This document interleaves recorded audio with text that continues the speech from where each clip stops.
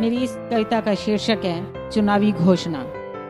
चुनावी घोषणा के नेताओं की विलक्षण बहुमुखी प्रतिभा को चुनौती, वही प्रतिभा जो एक खानदानी नेता की बपोती।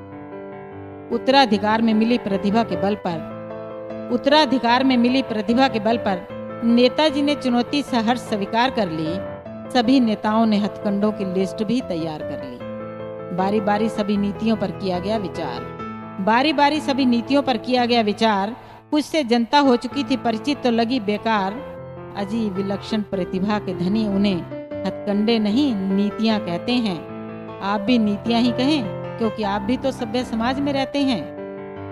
बांध तोड़ बाढ़ लाना फिर बचाना जैसी कई नीतियों को संशोधित कर हटाया गया। सभी को रोजगार, अयोध्या मामला उठाया गया।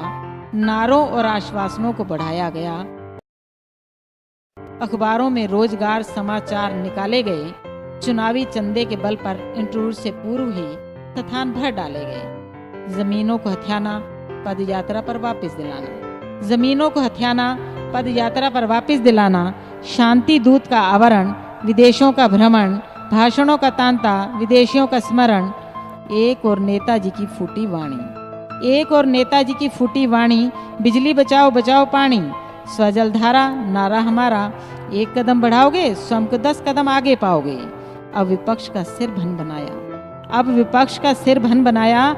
उसने पार्टी कर्मचारियों को जगाया, क्योंकि विपक्ष से जनता हो गई थी प्रभावित, और यह समझाया विपक्ष की जीत अपनी हार है संभावित। फिर गुप्त मंत्रणा हुई, नारे बनाए गए। कर्मचारियों द्वारा धरने दिलवाए गए।